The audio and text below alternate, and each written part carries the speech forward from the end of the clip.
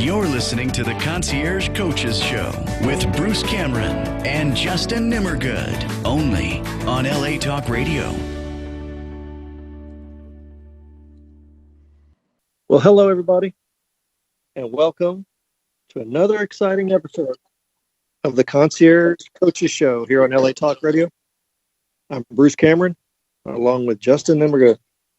Hello, everyone. Happy Monday. It's another beautiful, beautiful day here in California. I understand we have a pretty interesting guest on for today. Yeah, we have a fantastic guest on for today.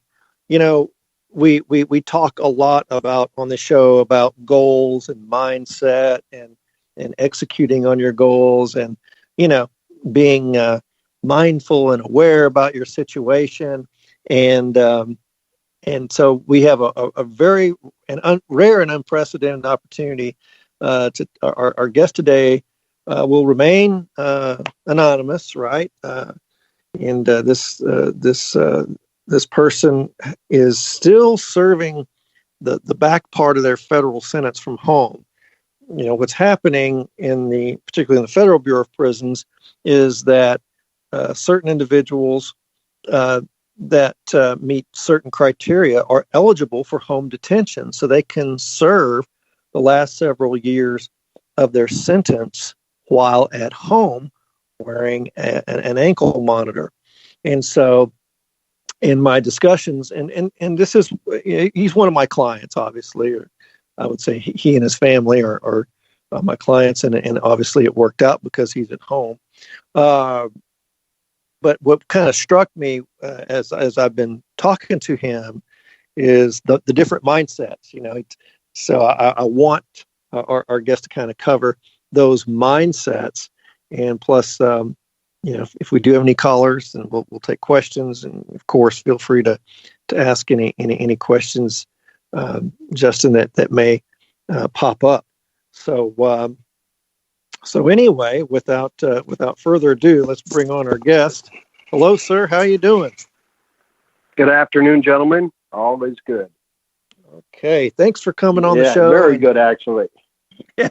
Okay. Fantastic. So, well, again, thank you for coming on the show, and you know, be willing to share your experiences with our listeners. I know that this will be on the podcast, and there'll be people that may be either, you know, going to prison, federal prison, that want to hear this. There may be people or family members who are hoping that their family member will be just like you and living a good life on home detention, home confinement. So again, we'd like to thank you for coming on the show. It means a lot to us. Not a problem. I'm here to answer any of your questions, see if I can help anybody out there. Absolutely. Well, if you could kind of walk us through the first mindset, and that was, you know, once you got the target letter or you knew that you were going to have to self-surrender to federal prison, what was going through your mind, and what were some of the fears or concerns you had in your mind before you actually self-surrendered to the BOP? Your mindset is crazy, you know, at that point. I guess the biggest wake-up call is when you walk into the marshals the first time, and, you know, they fingerprint you, and then the probation meets with you and takes your passport. You know, the mindset of, okay, this is really going to happen. I'm going to leave and, you know, go to federal prison. You know, it's, you know, and you don't know what to think of, what to expect. There is no, that I knew of, you know, book 1, 2, 3. This is the process. This is what's going to happen. You don't know, you know, really what to expect next. That's the hardest. That is by far the hardest part. And the biggest thing, you know, people should always be, you know, mindful of, that I work very hard at, is, unfortunately, your family, your loved ones are going through the same process. And it's, if anything, harder on them, because they just don't know what to expect. They don't know what's going to happen to their loved one, you know, that's going in the federal system. And so those days leading up to being sent to one of the detention centers to start were terrible, to say the least. The unfortunate part, a lot of times, a lot of people, and I was a little guilty of it myself, crawling in a bottle. The biggest thing I can say to anyone, don't be tempted by doing the wrong things. Spend as much quality time as you can with your family, and just prepare them that everything's going to be fine. It's going to work out. Everything's going to be fine, and everybody's going to work together to get through this. Definitely a team effort, and man, if your case underscores the word team, you know what I mean. You had a good team member there with you, and really drove the ball home for you. But we'll talk about that in a few minutes. So once you kind of now, how many institutions did you go to before you got to your final designation? How many different? Two. The Okay. detention center, and then one of the transfer facilities. So, now your particular crime, I'll characterize it as white collar and very, very nonviolent. How was it to wear handcuffs and all that? Was that were you in a position? It was beyond tough. I mean, when they transport you the first time and you're in a bus handcuffed, and again, you're scared to death. You don't really know what to expect. You see some of these crazy movies on TV, and you don't know what the violence is. You don't know. You really just have no idea what to expect. And the first time they handcuff you and take you into the detention center and put you in a cell, and you sit there for 3 or 4 hours while they process you, and then assign you to a bed. And in my case, by the time they got me upstairs, it was late at night, and everybody was already in their rooms, cells, whatever you want to call them. And they put you in one with a guy you don't know, and it's like, okay, here we go. This is my new reality. There you go, man. But it's like anything else. You just accept it. It's not the end of the world. When I was at the detention center, you develop friendships with people. You have to be careful, especially in my case. Someone, they might figure out that I'm in some kind of businesses or, something else, and they might want to take advantage of you. Right. And you don't want to let that happen. You're better off a lot of times just not talking about what you do, Right. Being very vague. And before I'm in a business and I got in trouble. Right. Before you get too far down on that, I agree. You're absolutely right. And you'll do that again at your final destination. Well, one to underscore is if you're on a bus or a plane or whatever, and let's say you're kind of a low security, white collar kind of guy, but that bus might have mediums, maximums. So you might be wearing the same leg irons and belly chain and handcuffs as the dude that's coming from a USP or a medium. So I just wanted to underscore that, they don't, you're only as good as the highest security inmate on the bus in terms of the jewelry that you're wearing, right? So I just wanted to understand, did you have to wear a belly chain or anything, or you're just cuffed? No, belly, everything when we were on the bus. Yeah. Okay. And, and there's a good point you made. When you're one of the first facilities I went to was the detention center. And there you're in a quad. You're in a floor, if you will, with 100 people. And there are a lot of them that are, like you said, from higher institutions. But, they, in those situations, they have officers, or, everywhere. I mean, there's at least one or two on the floor at all times.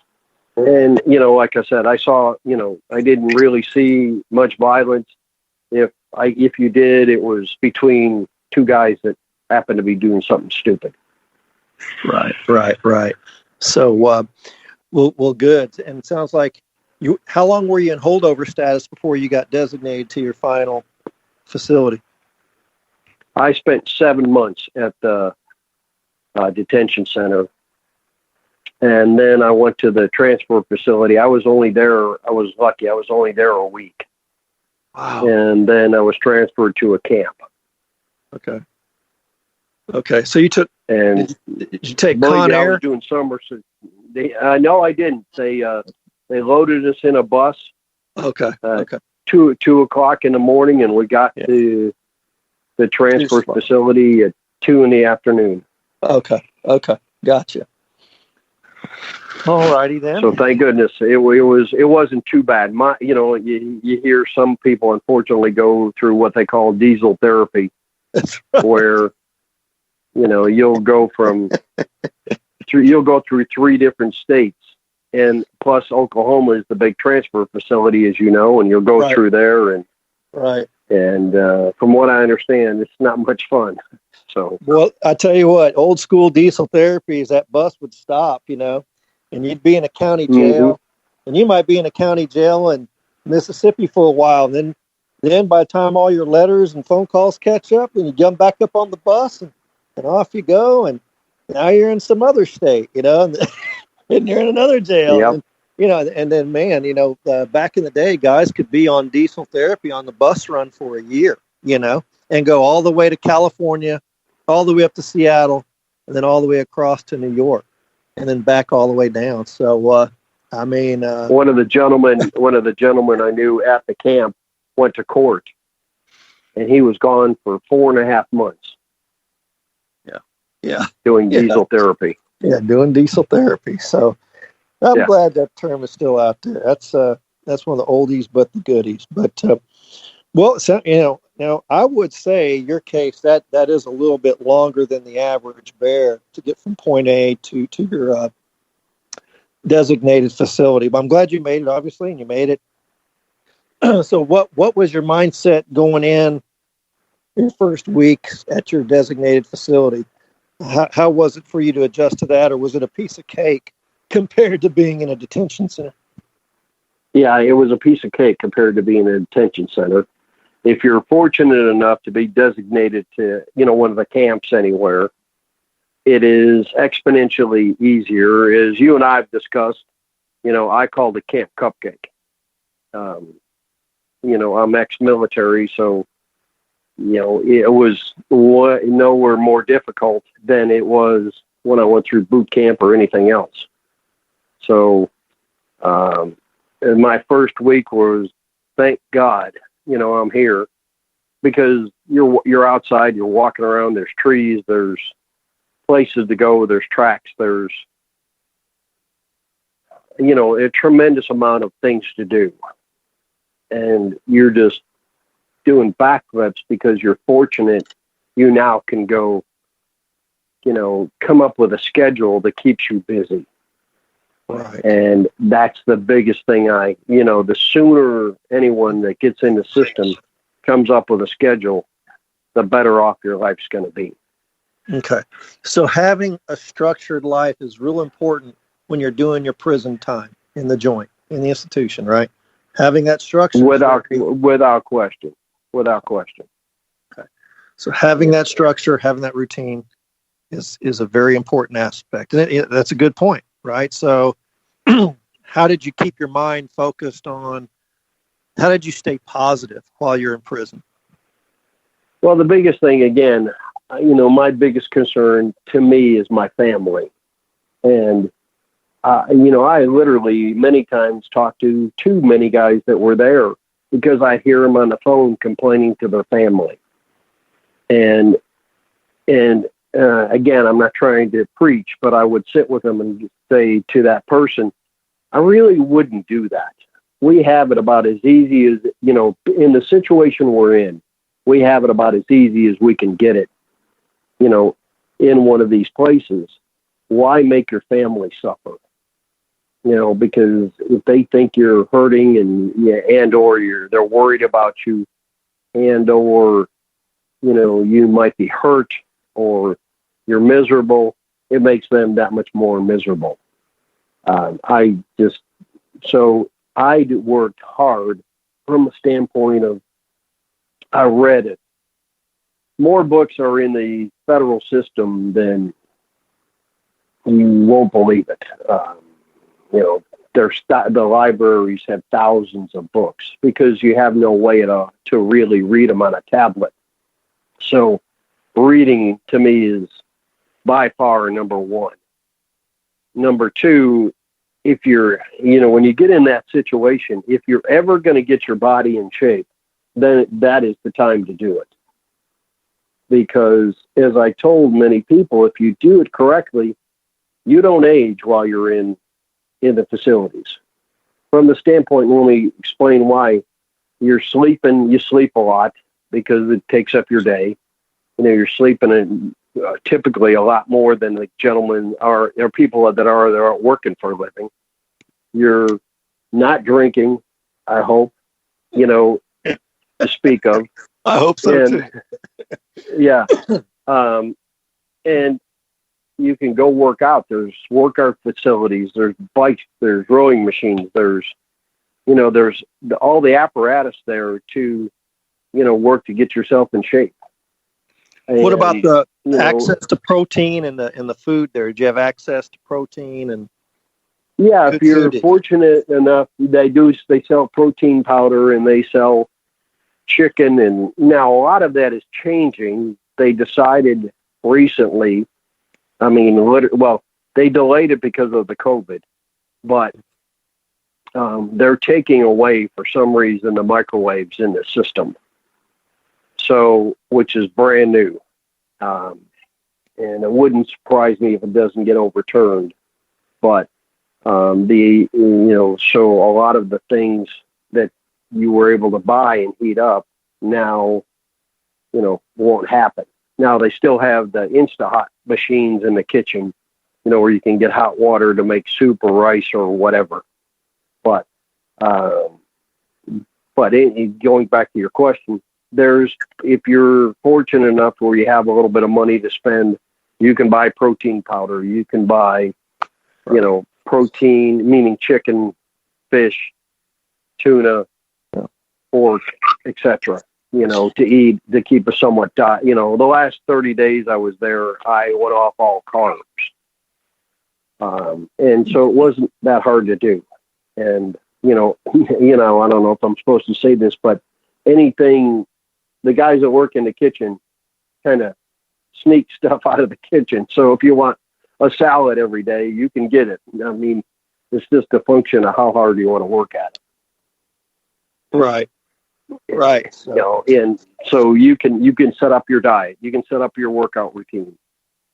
If you're fortunate enough to go to a camp or, where they have work details, when I say, like Unicor or, other work details, get on one. Especially some of them are outside the gates. And I was fortunate, and it makes your day fly by. Because you get up, I would go to work at 6:30 in the morning and return about 3:30 in the afternoon. And by the time I got back and worked out and ate and did everything, my day was over. I was going to sleep, and it was wonderful. So now, how often could you call your family and talk a little bit about? Did you do core links? Talk a little bit about your touch points with family. Mm-hmm. Yeah, you can. You can call as much as you get 300 minutes a month of phone usage. And what I basically looked at is I spent 10 minutes a day talking to my family. With the children I had, with my children and my better half, it was difficult sometimes, but the core links, which is the email system, really helped that immensely. Now that you're not limited, it costs money to send emails, but it's nominal. I want to say, it's how long you stay on the system. So if you go in there and stay on the system for 30 minutes sending emails to people, it might cost you 50 cents. something to that effect. So it's not expensive. The phone system, you can set it up in it, for where it's 6 cents a minute. So, that 10-minute call costs you 60 cents each day. There's no real way to call collect. So you need to, by the way, one thing I will mention here, to anyone that happens to be going into the system, if you bring cash in your pocket, like if you're checking into a facility, if you're self-surrendering, okay, if you walk in the gate with $200 in your pocket, they will put that on what everybody refers to as their books. They'll put that on their account. And so then you immediately have the availability of $200 to spend. The spending limit per month at the commissary, I believe was $360 a month. As far as the phones and emails, there is no spending limit.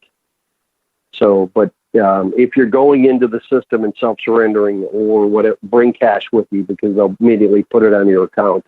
And then you get what they call a PIN and a PAC number from your counselor, and then you can add your contacts to your phone system, to your CoreLink system, and you can start making calls to it. One thing, there is a lot of, and it's nothing wrong, there's a lot of systems out there now that your family can look for that will tie a text number to your CoreLinks. And this is BOP-wide. In fact, one of them has a .gov email address. So I think the government got involved. But I don't know, you need to go into great detail. But basically, you send out an email and they convert it to a text and send it to your loved one's phone. So I don't know if you've heard about that, Bruce, but oh yeah, that is something. Yeah. There's 3 or 4 or 5 of them, and they cost about $20 a month, and you can send unlimited text messages, instead of email. Because when you get someone elderly, they have a phone, you can send them a text message, but the CoreLinks getting logged into it and accepting those emails is not the easiest thing in the world, to do. And so if you can just send a text message to someone, it makes their life a lot easier. But again, getting back to if you can get a job, get it. Okay. And tell your family when you check into the system, through Western Union, you can send money. And all they need is your name and your federal ID number, which they can look up on the BOP.gov website. And if the first time, you can do it online in the Western Union app. But the easiest thing, the first time, just call Western Union and say, help me, walk me through this. Because I believe the code was something like Washington, D.C. is the city, and I can't remember. They just use an arbitrary city and state. Okay. I don't know. So, sorry, didn't mean to drag on. That's okay. No, that's okay. So let's talk a little bit about visitation. How often could you have people pre-COVID now? Pre-COVID, how often could you have people visit you theoretically? Every weekend. You could on Fridays the facility where I was. It was Friday, Saturday, and Sunday. It was Friday from 5 o'clock to 8:30, I believe it was. On Saturday, it was from 8 o'clock in the morning till 3 o'clock in the afternoon. And same thing on Sunday, 8 o'clock to 3 in the afternoon. And then holidays is the same. Any holiday, national holiday, is 8 to 3. And you go to your counselor, you get a visitation form, send it to your loved ones. They have to sign it. And what they're going to do is, just so people know, they do a quick background check on that person. And who's typically allowed? Is it just family members? Can you have friends? Who is typically allowed in the visiting room? Anyone that, if they knew you before you went in the system, they can come. Because it specifically says on the visiting form, did you know this person before, before their incarceration? And as long as they're a friend of yours, or family, they have to be approved by your counselor, but then they're more than welcome to come see you. Perfect. It's great. The great way to have visits. Everybody obviously, irons all their clothes, shines their shoes, and away you go. And, it's fun because they have vending machines and that in there. So there's a lot of things we don't get on a normal day. And they buy, they're able to all day buy stuff and, have a salad or have something that you haven't had in a while. That's good. That's good. Did you have visits or did you rely more on phone calls and?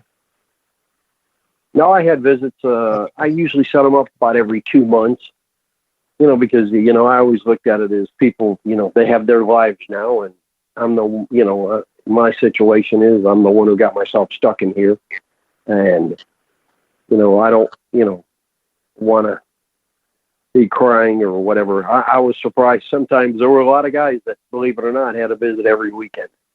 Right. And always kind of surprised me, but it was their way of it quote unquote escaping from the facility, over the weekends. Right. Well, another thing I want to underscore about you is, sounds like you have a good mindset. You have a routine. You got your visiting list filled out. You got money on your books. You got your email. You got your books to read. You got a job, work detail.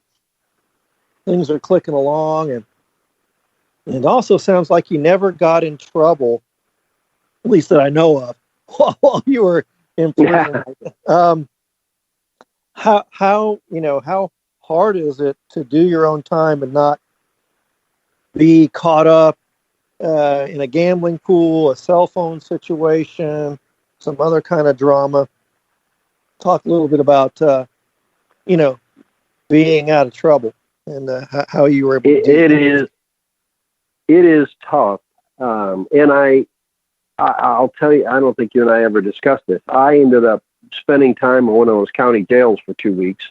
And I'll tell you a short story, bring it in. I went to work, and I worked on a detail where we maintain an area, okay, and cutting grass and fixing things, et cetera, et cetera. And there was 8 or 9 of us in this detail, and a couple of them apparently were smuggling stuff in. I didn't know, it wasn't my thing. I wasn't trying to make money there for sure. And they were a building about 30 yards from where I worked. They found cell phones, booze, cigarettes, etc. Well, they took the whole detail to the county jail for 2 weeks, trying to get somebody to tell them whose it was. The fortunate part is, I was only there for a short period of time. Was not fun, I will tell you that. But, I didn't get drugged into somebody else. I got drugged into their mess, but nothing happened of it. Because everybody just kind of basically said, look, I don't know where it came from. And there wasn't any, what they call a shot, incident report written. And after 2 weeks, we went back to the camp. But I told my better half, who you've spoken to many times. We were sitting Friday night in the visiting room, and she said, "How crazy is it? Can you get stuff here?" And I said, "Honey, other than you, there isn't much I can't get at the camp." And the only thing that I'll tell everybody from the standpoint, and I mean it, I've seen so many guys that think they can get away with anything, and they all end up getting caught sooner or later. Right. And now it depends on the warden. The first warden we had there, what they did if you got caught, let's say, with a cell phone. They would send you for 6 weeks to the county. Well, in this case, for this camp, they send you to county jail. A lot of facilities have a what they call a SHU, special housing unit, which is basically you're in a cell 24 hours a day. But that's their special housing. The place where we were sent was a county jail, which was not fun at all. But the guys that, you get offered anything. And again, it goes back to our earlier discussion. If they seem that you're a businessman or someone that might have means, they're immediately going to hit on you to try and get you to buy something, try something, get something, whatever they can do. There's a lot of guys that are just, they called it their hustle, was trying to get you involved in a situation.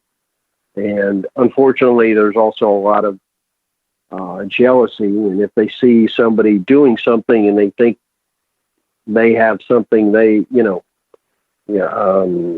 they can't have, they immediately tell somebody. And you get drug into a situation, and it's, so you go from Camp Cupcake to, Camp Not So Fun. Now, I guess nobody asked you for papers or anything like that to make sure, nobody asked you if you were a child molester or anything like that at that place, right? Correct. Yeah. As you know, at a camp, it's, known, they don't allow child molesters, except, a murderer, something to that effect is not going to be that. But at a low or a medium, they very well, I've heard many stories of guys, they literally carried around paperwork showing them. Now at the camp, a lot of the guys, as I've said, have, they'll sneak phones in there. So they're on Google, Googling your name to see why you're there or what you did or et cetera, et cetera. Or their wife's on Pacer or whatever. Yeah. Exactly. So yeah, real quick, I'll clear up a couple things. So yeah, your situation. So when somebody goes to the hole or a county jail, that's called administrative detention. Administrative detention. And what people don't realize is, and I know you do because you are in a form of administrative detention, is that if there's a caper and I'm going to lock up 15, 20 guys until I investigate it, or the SIS or somebody investigates it, and then I'm going to figure out who's guilty of what, and then do the incident reports and the discipline hearing officer or whatever. So the guys who I have to detain are in, admin detention. But then after a while, if I don't need them, I'll send them back, if I'm not going to move forward. Disciplinary segregation would be the person who is responsible for the contraband or the cell phone, was found guilty by the disciplinary officer, sanctioned for so many weeks or months, disciplinary segregation, taking away good time, take away commissary. And those cell phone charges can be a 108, and man, they're going to transfer them to a low. And there's been quite a few guys that transferred to a higher security institution on a disciplinary transfer, and they really kicked themselves in the butt by doing that. And I'm sure you saw a couple of those during your days there, huh? Oh yeah. Well, that's what I was getting to. I forgot before.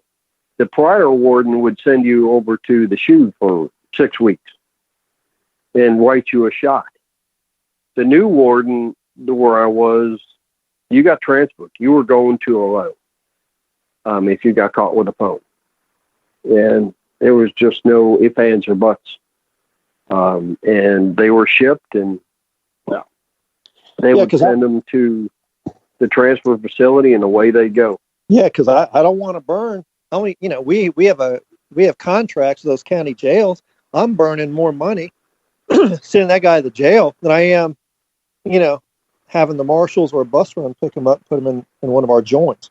But anyhow, the other thing I want to tell you about the microwaves and why I think that's going to stand up is because there's been a lot of gang members, that have scored their way down right? From mediums to lows to camps. Well, here recently, these guys would do, instead of shanks and knives, they boil water in the microwave and pour it in people's eyes and blind them. Yep. And so it happened in some institutions out this way, and that's why they're going to do away with that, because they're using them as a weapon. So sorry to hear that, man. Let me interject something there. Just so you know, and I'll say it to somebody that's out there. Work your butt off to get to a camp, because I didn't, in the the years I spent there at the camp, okay, I never saw anything like that. Nothing. Yeah, but I mean, but so we got camps that are adjacent to some pretty mean joints. You know what I'm saying? Oh yeah, right. Okay. Yeah, I'm just saying from a standpoint, work your way down, because it gets the reward is well worthwhile. Yeah, and you're right, and it's a position. Your pattern score, your risk level goes down, your scores go down, minimum out or community out, and whatever you have coming that's a benefit, you can get it a lot easier from a camp bed than you can even from a low bed. So we only have about 9 minutes left, so we're not going to get to the home confinement piece, because I have a couple things I want to cover on the institution piece. And that is, like any organization, prison staff, or it is what it is. It's a government entity. It's a government organization, and and one of the things that I remember folks talking about you is that you never were a pain in the ass to staff. You didn't have a sense of entitlement. You kind of were respectful, not kind of, but you were a seemingly respectful, go with the flow kind of a guy doing your time. Reflect on that a little bit, and how that approach is probably a lot better than throwing up unnecessary BP 8s and 9s and that kind of reflect. The biggest thing I told everybody when they walked in the door, because when someone would show up at the camp and you meet them, and if you feel they're a nice person, a good person, etc., and you want to help them, I would walk up to them and say, the biggest thing I can tell you is check your ego at the gate. You will never convince them you're right, or you'll never convince them to change their mind if that's their mindset. So the more humble and the more agreeable you can be, and it grates on you sometimes if you're in business and have done a lot of things, but it's the best way you can do it. Is, I told you the story, when we hired the people that, I don't know if you can say if you want to help me get out of the situation I was in, being at the camp. I spoke with my level lady, and, we made I told her, I said, that's it. You hire these people, and I'm bowing out. I'm not going to, bug anybody. I'm not going to pester anybody. I'm just going to sit back and wait and let them do their job. This is what we hired these people for. And I can tell you without question, there were many guys that were very intelligent, some of them ex-attorneys, some of them ex-doctors, some of them, ex-businessmen that, were signed some of the same paperwork that I did, saying they were eligible for home confinement.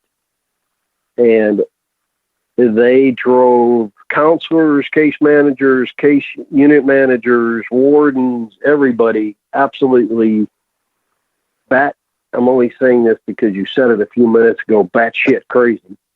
And and I can promise you that myself and a couple other guys were the only ones that left that I know of in the situation I was in, having a decent amount of time left. All those guys that filed paperwork, BP8s, BP9s, BP10s, BP11s, court documents. One guy, as far as the Supreme Court, he said, they're still there filing paperwork. That's right. And, I can't tell you the wisdom in your decision. I really can't. I mean, you hired, as you indicated, a good team, and you trusted in that team, and these guys will want to take matters into their own hands, and that's just it. That's why they're in freaking jail or prison, because that's what they tried to do. You know, like your best day got your ass in federal prison. So why don't you just kind of sit down, you know what I mean, and do what you're told, and watch the magic happen. And in your case, man, you know, you figured that out, you know, I mean, and that kind of separated you from the pack, you know, in a huge way, and next thing you know, that the magic happened. Well, as you know, when the contracts were signed to hire everybody, you know, at the same time, I was offered legal assistance, and you know, and I specifically, as she shared with you, told my better half, sign their paperwork, do that, and do not do anything with the attorneys. And I'm bowing out. And like I said, I was blessed. It was the best decision I made. And you know, I can promise you, and one of the counselors I became, you know, good friends with, well, as good as you can become. You know what I mean? Well, we would talk and have coffee and whatever. And I would laugh with him and say, he knew what I was saying, but we just didn't say it, you know. But some of these people are, you know, they're working like crazy on their job, and if you pester the daylights out of them, your paperwork going from the top of the stack to the bottom of the stack. And the more you pester them, the further. Pretty soon, it's going to go in the stack under their desk. You know, right. And so it does not work. You know, people will say, "Well, the squeaky wheel gets the grease." In this case, it is not the case, because they got plenty of guys, and the ones that are driving them crazy, it's not helping. So anyhow, enough of that, but you get the idea. No, you know, and so no, I just wanted to underscore that, and so, but look, you know, so it sounds like you did it right. You know, to recap, you know, you braved the storm, you developed a, you know, routine, you had a full life in there: visitation, programming, work, reading books, got into physical shape, really made the most of it. Man, you know what I mean? So, like you said, there's no bills to pay, and everything's just kind of there. And yeah, you're removed from society, and that's the point of prison. But it sounds like you really harnessed it, made the most of it, and I know we got to push off now, but maybe we'll have you come back in a few weeks and talk about what it's like wearing a monitor around your ankle and having to deal. It's probably more frustrating in some respects than being in the joint. I don't know, maybe not. No. Okay. I have a deal with my lovely lady. If I ever complain about anything, she just says the name of the facility where I was located. Don't say it. That's right. And I go, and I immediately, my mouth shuts immediately. So no, I wouldn't trade it for anything. Yes, it's so. So anyway, yeah. So she's part of a huge part of your support team in terms of organizing the team that helped you get out of there, and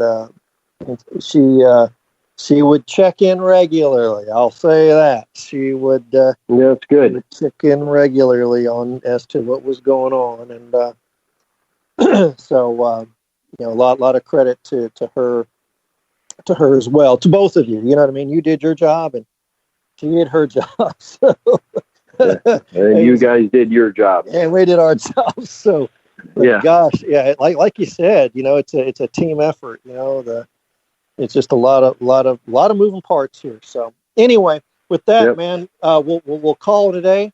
Thank you so much for coming on the show and sharing your experience. We'll get you on here in a few weeks. We could talk about the home detention side, and you know, you've just been an inspiration to me, and you've been an inspiration to others in your wake. I do get phone calls from other families that talk about you, and You're like one of the miracles, man. You're one of the COVID miracles on this deal. Yeah. So just be blessed and grateful, and I know you are, and we'll visit with you sometime soon. So all right, gentlemen. all right. So Justin, you got any? Any questions you've got? Like you said, we'll come back on and do it again sometime. And any questions anybody's got, feel free, and I'll answer anything I can do to help. Thank you, Justin. Yes, sir. Yeah. Well, I know you're taking it all in. I could just feel you taking it. No. And I would love to have him back on to hear more about the tools, right? Like what sort of self-made or ready-made tools were used through the process. But just fascinating story for sure. Cool. All right, then.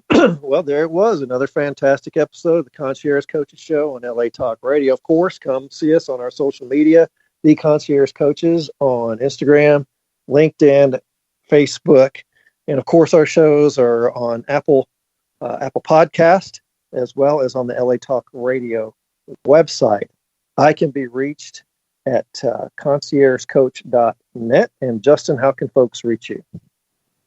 My website, nimmergood.com. All right. Well, until next week, everybody stay safe and blessed, and we'll see you here next time on the Concierge Coaches Show on LA Talk Radio. Take care, everybody.